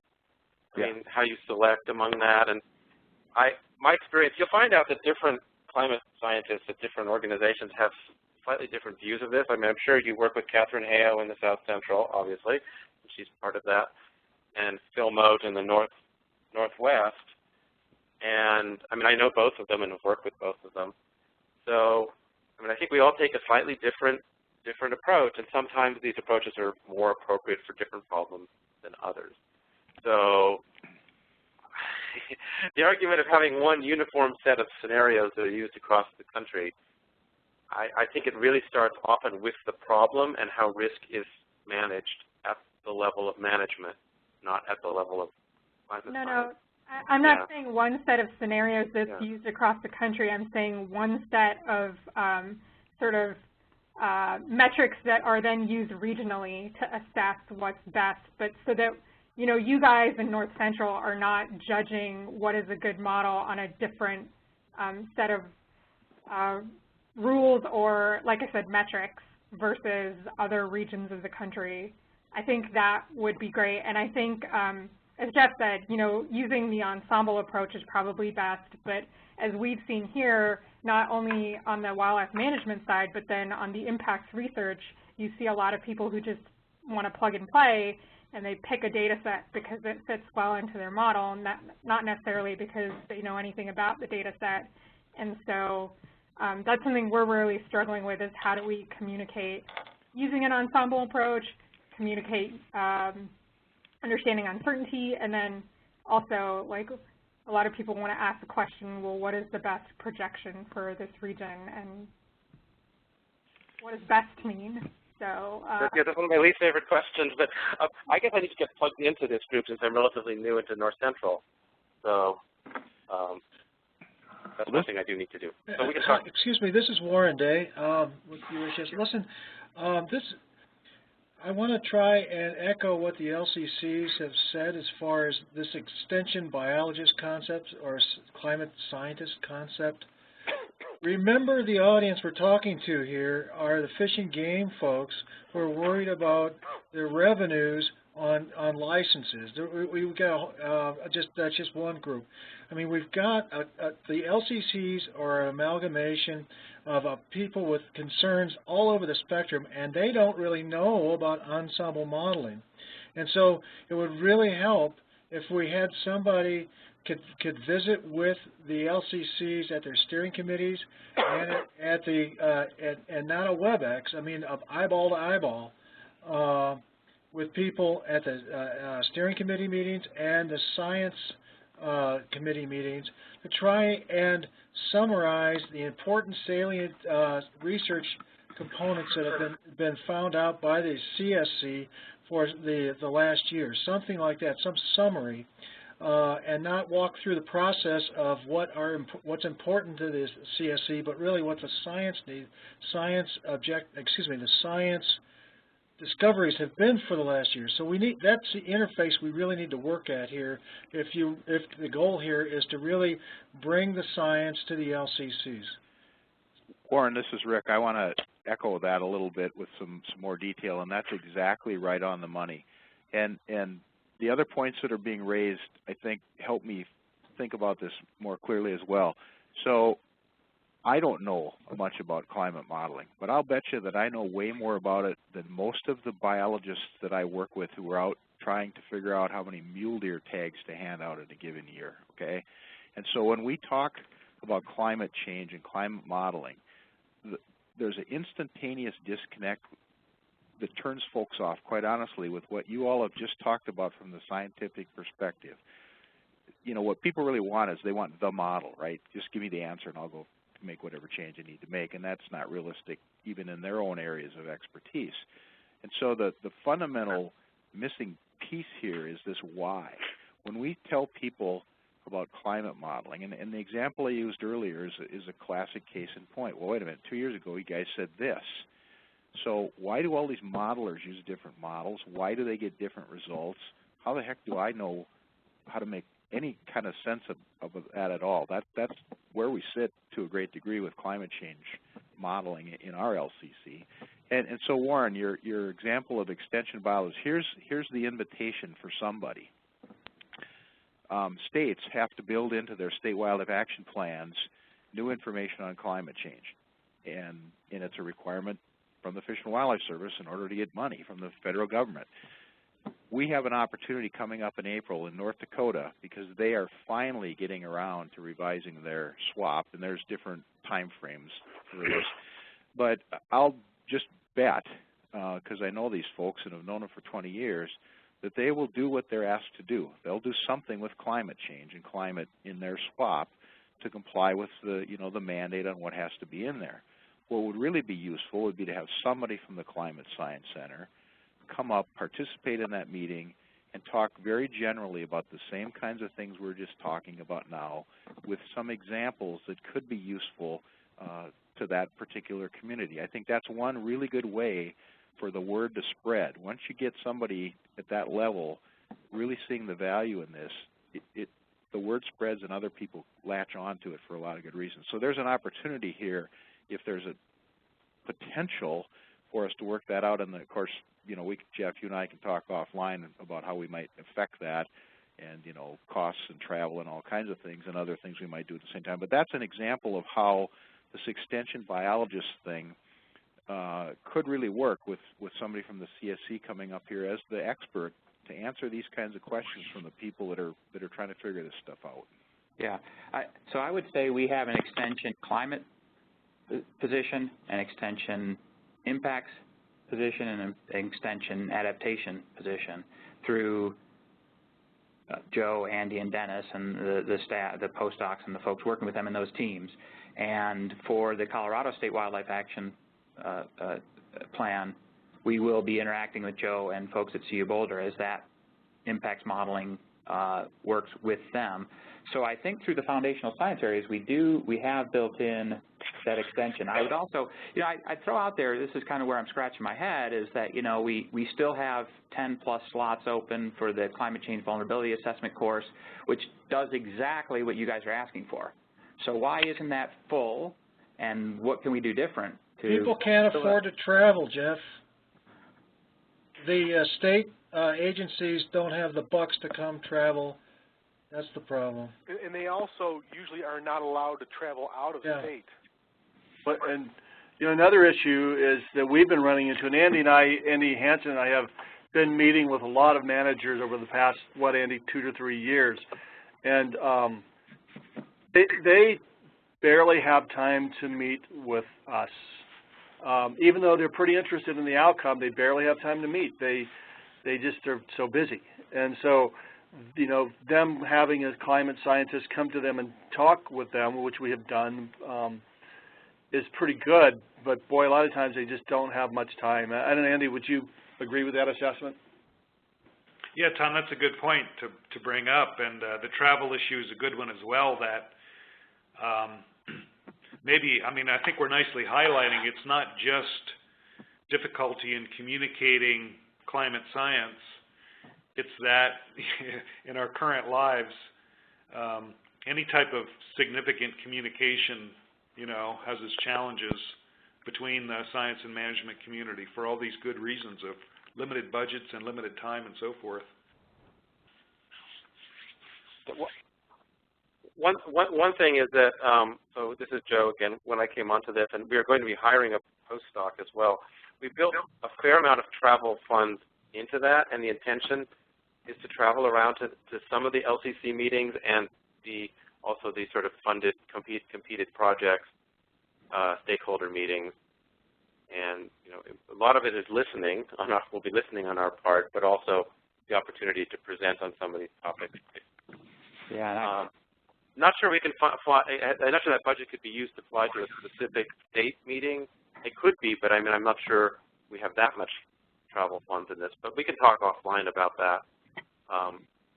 But there's an intention in the climate group here to build a lot more outreach into it in the next 2-3 years. So to let you know that that's something we have. Yeah, I think that's a good point, Joe. Or it makes me think that I've been invited and appreciate the invites to go to either science or steering meetings for the LCCs. But another option, maybe we could consider either or both, is to if like Rick's aware of the North Dakota State Wildlife Action Plan, invite us to that, and we can kind of almost sink our teeth into that a little bit more than a 15-minute presentation. I think that there's maybe they're two different things, and maybe we can think about sort of balancing and going to either or both. but I would think that it'd be exciting to get to the, wherever, to get the invite to that state wildlife action plan, or have the LCCs kind of vet out where we really do want that kind of impacts and climate and adaptation outreach of what's going on in the climate community.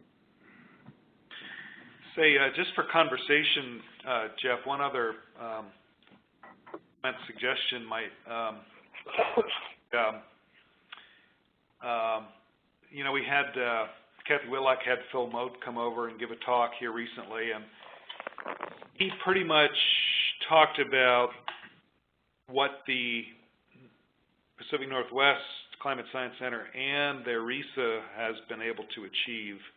So that, of course, that RISA adds quite a bit more money and period of time that they've been working.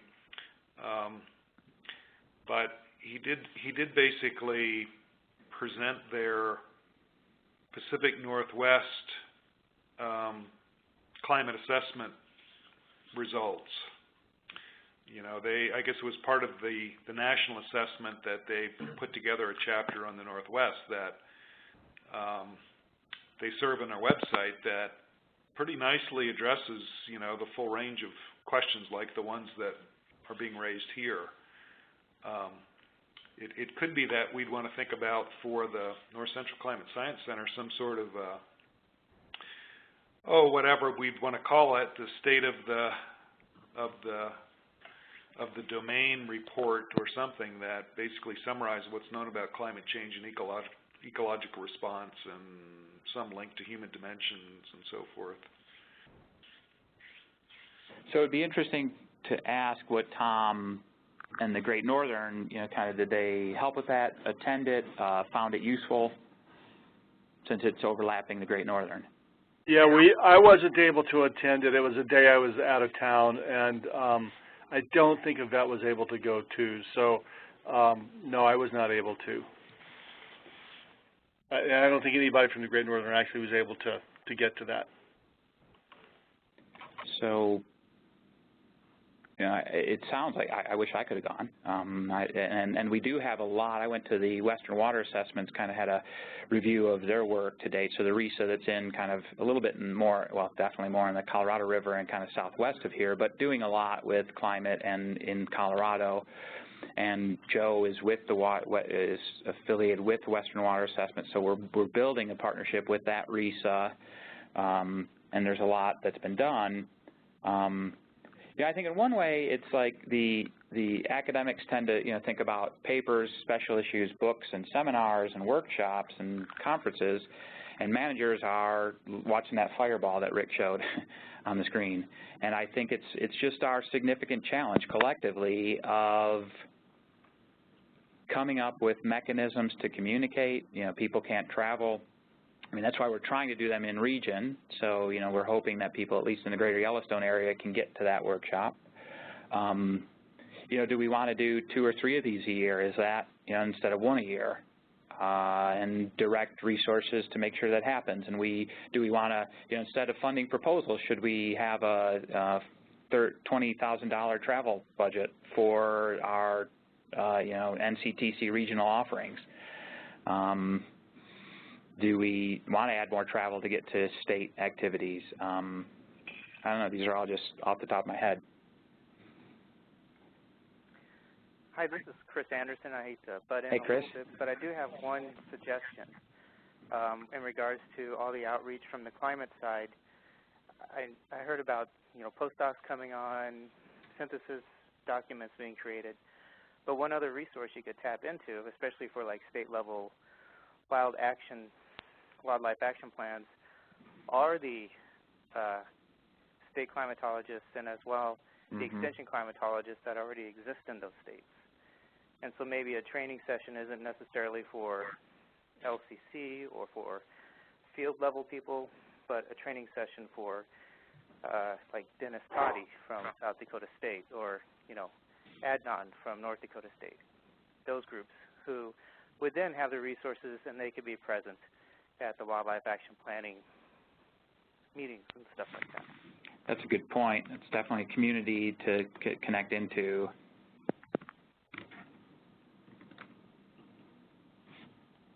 Have any of the LCCs worked with the state climatologist in their domain? We have not in the PPP LCC. Well, a little bit with Dennis from South Dakota and some things we've been doing with Doug Cluck from NOAA. I'll just say that I think Chris's suggestion is good because I think there's some work to be done with our state climatologist here. He's really, really focused on agricultural stuff. And that's not a criticism. That's, you know, a huge need in this part of the world. And so I think there's some opportunities to expand his horizons a little bit with the issues we're dealing with fish and wildlife resources as well. We worked with Steve Gray when he was in Wyoming. Of course, he's Alaska now. And I don't know, Steve Running, are you the state climatologist from Montana, or is there one? And Steve may not be on the line anymore. Yeah, I know he was for a while, or stepping up, but I think it was sort of somewhat temporary. But hey, I'm here. Well, then you can answer it. Kelsey Jinso is our state climatologist now, and we're actually getting a little bit of resurrection of momentum of that office.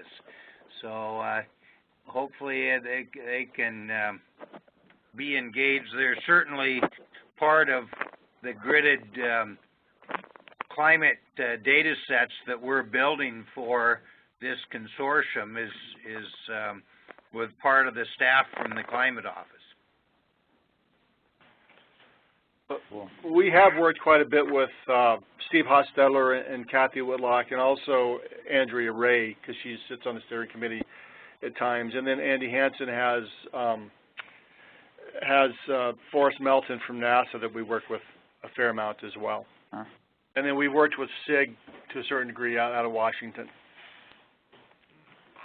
Is there a Wyoming state climatologist yet? Does anyone know if Steve Gray has been replaced?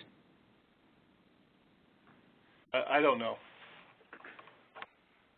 And Geneva made this an action for us to think about finding that out and seeing if they could come to that vulnerability assessment training.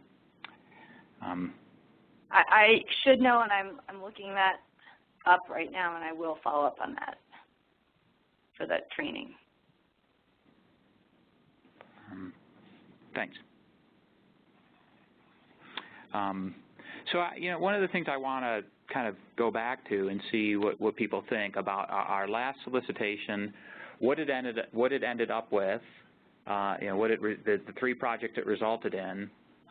If proceeding with that type of solicitation in conjunction with some other work for the staff, maybe additional funding and more of the regional offerings of the NCTC classes, that's the climate change vulnerability assessment, scenario planning, or climate smarts adaptation. Does that type of solicitation approach seem to make sense, at least at getting at some of these? Yes. This is Warren. I think the targeted approach was very good, Jeff. Okay. So Jeff, let me flip the question on you. I would say yes as well, but I want to ask the folks in the consortium and the Climate Science Center, given the presentations that you saw from all of us today and these last 2 slides especially, what do you guys think? I mean, really, I'm asking because, again, I think the projects that have been funded are good projects, and I think they get to this stuff. I'm just asking for your input on, do you guys see tweaks that you could or should make based upon what we've talked about today? Yeah, I think one of the things I think I'm thinking is that, and I'm really glad the foundational science teams were here on the phone, in that I think there might be ways through the foundational science areas in their work to kind of address some of these issues, especially that extension, that communication. There might be some additional funding for travel and additions to the NCTC or other workshops might be useful. And that I'm hoping the monthly kind of check-in sessions will be helpful. And I think that maybe even in the solicitation, maybe making more explicit in the call words from these first 2 bullet points. That, it's a management decision issue, and we've kind of said, well, how, I think we left it a little bit generic as far as how can climate inform that management decision.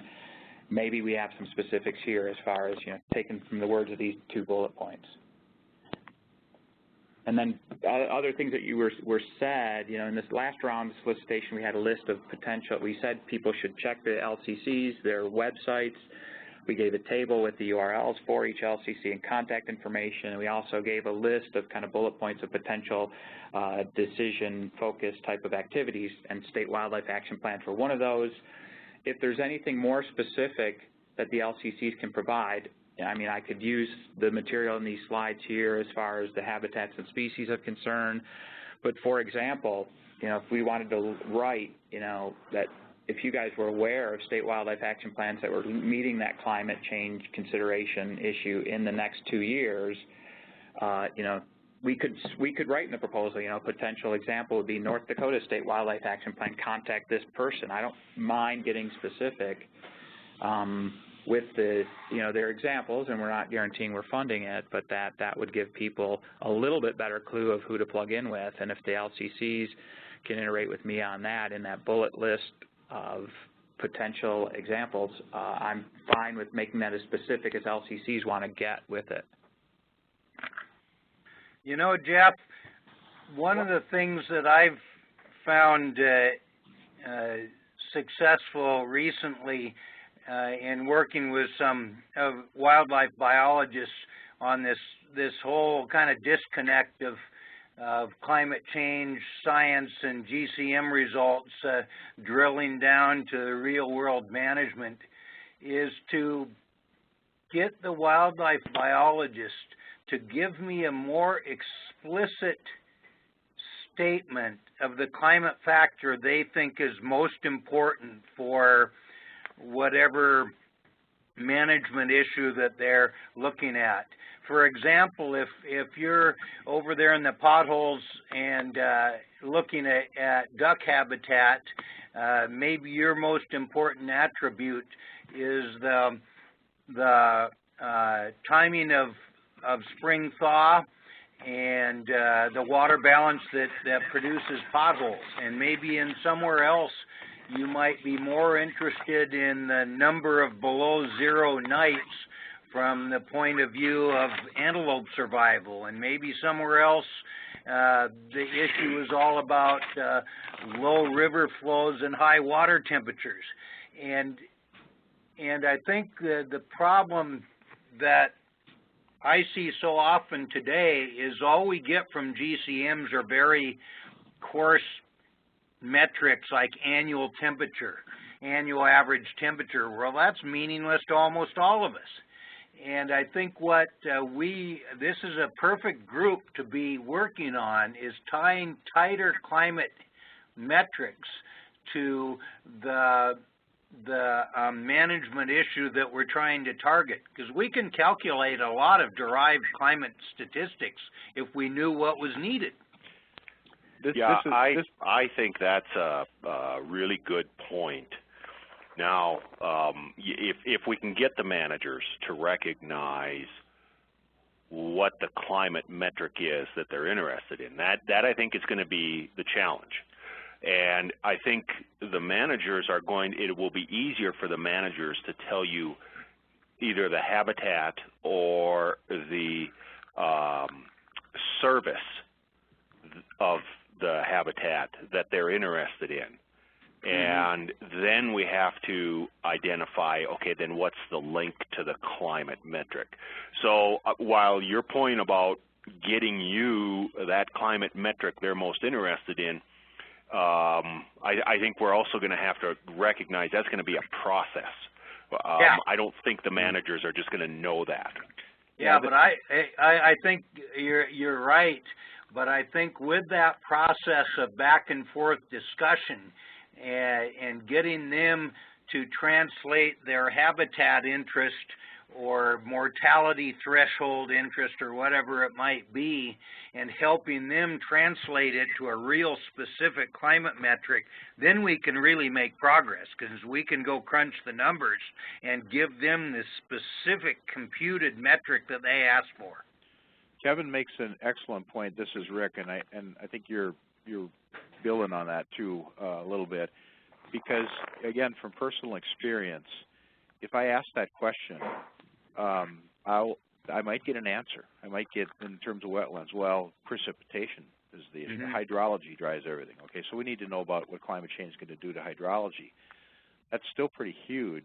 Yep, that's still too coarse. Yep, and so the role the Climate Science Center experts can play is to then drill down. Well, what do you mean? And by the way, did you know that when we do climate modeling, we can parcel out this part of hydrology or that part of hydrology? And those are the valuable discussions that then help us move beyond, it's too complex, it's too far out there, it's too something for me to worry about because the mushroom cloud is in front of me, right? So I think there's some real opportunities here to really build on that, to help people understand what these tools can do for them. And then, you know, they may have a preconceived idea, they may not, but it really is important. It's an educational thing that I think is lacking out there with a lot of, you know, even the management people I deal with who are concerned about climate change, they don't know how to get their hands around even those kinds of things. And just to add to that, this is James, is that sort of the inverse of that is what can we not use it for? What can we not predict? What should we not be counting on it as a way of informing our decisions? I mean, we often talk about what we can do with it, but I think people need to also know what they can't do with it. And sort of like that, just that bigger picture of the state of the science will help folks. Yeah, I could just add too to this line of comment, starting with Steve's. Last week, a group of NGOs had a meeting that focused on wolverine and grizzly bear connectivity in the Northern Rockies. And they were concerned about how future land use and climate change might bear on effective conservation strategies. And they pretty much walked through what Steve described with regard to climate and land use, and was highly effective. The conclusion was that for wolverine, snowpack was really the penultimate kind of climate metric that highly relevant. In the case of grizzly bear, it was really the opposite. The conclusion was climate change is probably not at all a big deal to grizzly bear compared with land use and interaction with humans. So almost opposite set of conclusions.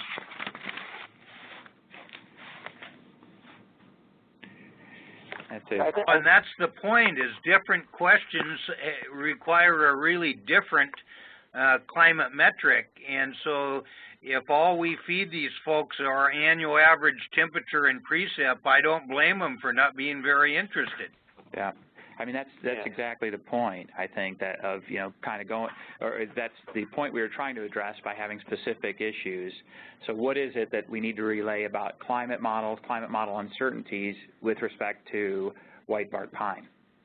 Is certainly different than what we've got to do for mallards and surrogate species in the plains and prairie pothole. So, you know, I think we're trying to focus on a process as opposed to products, and you know, I think we're making some headway, and I think I have to say, you know, maybe just ask for a little, that this will become more communicated with the LCCs as we unfold, because we're focused, as we start this process up, it is kind of, the first year we've really established the foundational science areas and some examples, and these things are just getting started. So I think it's all good points, and I think it's not far from where we're headed. I know, for example, the State Wildlife Action Plan for Colorado, I just met with the Colorado Natural Heritage Program that's doing the modeling, and they gave us a list of climate data that they kind of think is going to impact our habitat, and certain things like the first day of the frost or the first day of thaw implies a daily climate product. So, monthly averages don't exactly get you at that. And so they had, a couple of, I think that, it's maybe more the trusted technicians working with the managers than managers themselves, but I think they end up having some idea of those climate metrics that are going to impact their species or habitats of concern. And we have been working with the geodata portal to construct metrics somewhat like on the fly, so we can do it for every climate model as it becomes available. So we have definitely focused, and there's the derivatives portal that the geodata portal is working on, and we're tying in with them to get at that, so that if people come to us with a new metric or summary, we have the capacity to generate that for every climate data set that's in the geodata portal, so that you can end up with kind of an ensemble of that metric, or at least check the sensitivity of the habitat and species of that metric to the different climate model that go into it. Let me just add here, this is Joe, that one of the big concerns, of course, as climate models push to analyzing the daily data that's come out of these climate models is the quality of that. When you look at, for example, first day of spring is probably, or first day of thaw is probably not as sensitive, but things like extreme precipitation events and other things like that work into it are, there's issues of quality and how to evaluate that. So that's something that the climate model community is attacking right now. So this is all a good time to be. It's a good time to have this convergence happen where actual meteorological and climatological phenomena are what gets passed up to the climate people and say, we want to know about X. So, but it's not going to be just a simple answer in every case. It may be that we are a little bit concerned about the quality of the data. It may not be, but that's what needs to be looked into, I think, primarily when you talk about these daily products. So. And one of the messages, I think, that's a really good point, because, again, I'm just going from my experience with talking to folks in my LCC about this, and one of the things that I think we have to really be able to explain is why that's important. Because what I hear a lot of times, I'll just summarize as, well, these guys want it to be perfect, and, we know it can't be perfect, but they won't give us the information because it isn't perfect. And so it gets back to this discussion we had earlier about uncertainty and understanding the uncertainties that are in these models and why it's there and how we deal with it. And and when do you all think good is good enough for use by people on the ground? That there's great confusion amongst the folks I talk to about those types of things, and I think this could be a clarifying role here very nicely. Mm-hmm.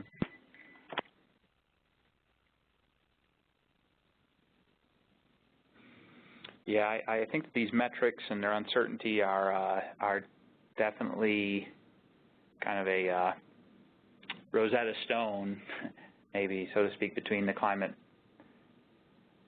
science and the management decisions. So, I've really valued this conversation. I want to thank Warren for kind of suggesting it at the last stakeholder advisory meeting that we had. In the interest of time, maybe we'll just wrap up and kind of go around if there's any final comments. I think that, one action is for if I could get the slides from the LCC folks, and then I could, I'm not sure if we want to post these on a public site. Any objection to that? Not from the Great Northern. No, I'm okay, Jeff, from Plains and Prairie Potholes. Okay. Yep, the Southern Rockies is good. Great. So if you can get those to me, I'll work on posting them. Of course, you can post them on your own websites as well. It wouldn't hurt to a little redundancy. And then these last two slides, post those as well as maybe even in a discussion board type of thing that I could try to address where we're headed with these points. some of the stuff that's ongoing that could feed into it, or plans for what the future work and planning would do. I think it's a really valuable list to have and to build on. I think I will iterate with the LCCs on the solicitation, trying to bring some of this wording in and some of these comments as related to these metrics or getting at that into the solicitation, and as specific examples as the LCCs want to provide. And then invite everyone to that fourth Tuesday of the month check-in as a way to stay in touch, and then offer to have sort of dividing between Geneva and I, attending the LCC calls, steering committee, or science committees as people, as the LCCs feel appropriate or interested in having us there. I'm willing to go to any meeting and try to get to the LCC meetings to describe what we're doing. We do have some travel budget that could help get either myself, folks working at the Climate Science Center, or the foundational science areas to relevant meetings. I would think that we'll see how the monthly check-ins go, but maybe want to have another call. At least there will be a briefing on the solicitation once it comes out. Let me just open it up to anything else before we sign off. Jeff, this is James. I just wanted to mention really quickly, you were talking about coming to steering committee meetings and stuff. And so one of the things I just want to let folks know is last year when you came to the Great Plains steering committee meeting, you and I can't remember the other gentleman that was there with you. Scott Denning. Yeah, and you guys did a really sort of fun little presentation on uncertainty and climate change. And that kind of stuff, I think, at that level, it's not going to help down at the refuge manager level because they're not there perhaps. But those visual examples, and today with our sort of social networks, some of the tools are, sort of like YouTube videos. There's a lot of different ways that we can communicate to folks in that visual environment that people do at their own pace and their own time that can have a lot of value. And so I just wanted to throw that in as sort of, I think we can get very creative about some of this stuff since we are dealing with travel budget restrictions and things like that. Yeah. That was a lot of fun, and maybe we'll use James's kind of testimony to see if any other LCC is interested in having us attend. I'd be more than happy to. This is Geneva. I'd like to just make a quick comment following that related to the NCTC courses. Again, coming back to the issues of travel, but also time. The NCTC courses, a lot of sessions are recorded online, and it may not be as engaging, but people could select the topics that they are specifically interested in and really work to budget out some time. I realize that's always going to be a limiting factor, but maybe as we develop our communities of practice and our alums from the face-to-face courses, we could really work on figuring out how to incorporate remote attendance at different times.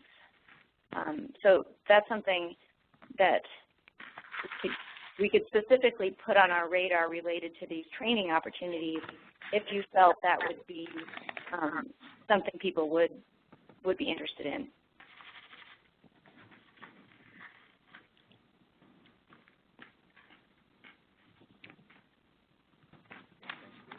Yeah, I think that I'm not sure how much the LCC or management community knows or has the time to do the online learning. There's the MetEd Comet office out of University UCAR related to NCAR. It's got some pretty strong climate primers and climate modeling, 1-hour classes that, will teach you about climate and climate modeling. Again, it's time and issues and getting on the radar of managers, or maybe it's their trusted consultants or their trusted analysts that could bring into it. I'm not sure how to advertise those, make those connections, and help facilitate that. But there is, through NCTC and others, quite a bit out there.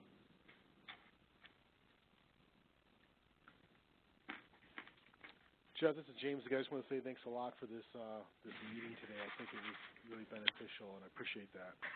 Yeah, I want to thank you guys a lot. Again, Warren for coming up with the idea, you guys for presenting it, and I hope sometimes I might have sounded defensive as I say we're doing some of this stuff. I think it's just, I think we have open conversations and we're all sort of challenged, so it's more like the challenge than try to saying, yeah, this is really hard, then it might sound defensive, but I kind of am just admitting that what we're up against is challenging, and I think the open conversations, at least appreciated from my perspective, and I think we've been doing pretty good with that throughout the years.